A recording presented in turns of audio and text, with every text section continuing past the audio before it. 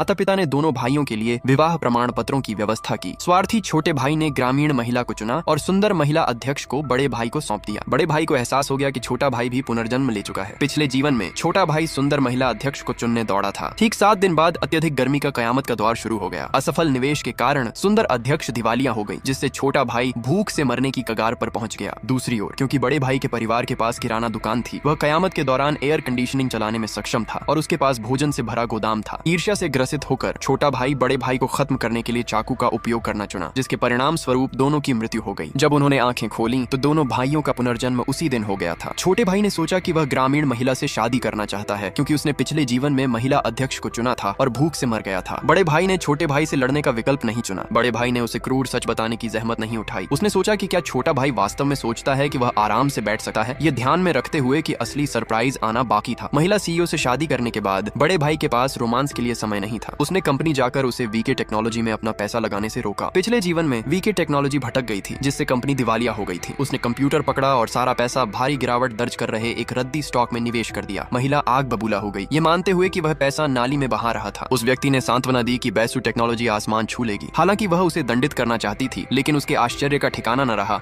जब इस रद्दी स्टॉक ने नियंत्रित परमाणु संलयन पर विजय प्राप्त कर ली। नतीजतन स्टॉक की कीमत बढ़ गई। महज कुछ ही घंटों में इसने कंपनी के लिए 10 अरब की कमाई की। अब पैसा था तो महत्वपूर्ण चीज उत्तरजीविता की सामग्रियां थी। उस व्यक्ति ने महिला को वस्तुओं की सूची सौंपी। 10 टन अनाज, 20 टन पानी, सब्जियां और फल और 50 टन स्नैक्स। महिला ने पूछा कि उसे इतने की क्या आवश्यकता है। वह जानता था कि कयामत के बारे में समझाना उसे पागल दिखाएगा। खुद को साबित करने के बजाय रहस्यमय बने रहना बेहतर था, इसलिए उसने उससे वही करने को कहा जो उसने कहा था। यह देखकर कि उसने पैसा कमाने में मदद की, महिला सीईओ ने अधीनस्थों को इसे पूरा करने का आदेश दिया। ग्रामीण महिला से शादी के बाद छोटे भाई ने पाया कि उसकी कई भयानक आदतें थीं, जिससे जीवन दुखी हो गया। वह समझ नहीं पा रहा था कि बड़े भाई ने पिछले जीवन में कैसे तालमेल बिठाया था। छोटा भाई नहीं जानता था कि पिछले जीवन की पत्नी वास्तव में बड़े भाई के मार्गदर्शन का परिणाम थी। अगले दिन छोटे भाई ने एक सूदखोर से पैसा उधार लिया और 10 साल तक चलने के लिए पर्याप्त आपूर्ति जमा कर ली। दोनों भाई अब कयामत के लिए तैयार थे। इसके बाद बड़े भाई ने एक फूस की झोपड़ी खरीदने के लिए अपनी सारी संपत्ति खर्च कर दी, क्योंकि इसके नीचे एक शरण स्थली छिपी हुई थी जो अत्यधिक गर्मी का सामना कर सकती थी। खबर सुनते ही छोटा भाई तुरंत उसका मजाक उड़ाने के लिए दौड़ा, यह कहते हुए कि उसने सुना है कि किसी मूर्ख ने फूस की झोपड़ी खरीदी है। बड़ा भाई नहीं घबराया और कहा कि वह अपनी चिंता करे, लेकिन छोटे भाई ने डींग मारी कि उसके द्वारा जमा की गई आपूर्ति उसे वर्षों तक खिलाने के लिए पर्याप्त थी। बड़े भाई ने उसे वापस जाने और गोदाम पर नजर रखने को कहा। छोटा भाई भड़क गया। उसने कहा कि बेहतर होगा कि वह खुद की चिंता करे, ताकि हवा का एक झोंका उसकी झोपड़ी को उड़ा न ले जाए। अपनी तरफ से छोटा भाई कयामत के आने का इंतजार करने लगा। जब उसने अत्यधिक गर्मी के कारण एक व्यक्ति को जिंदा पकते देखा तो वह जान गया कि यह अपना गोदाम खोलने का समय था। हालांकि इस क्षण उसकी पत्नी घबराई हुई लग रही थी। वह मन ही मन सोच रहा था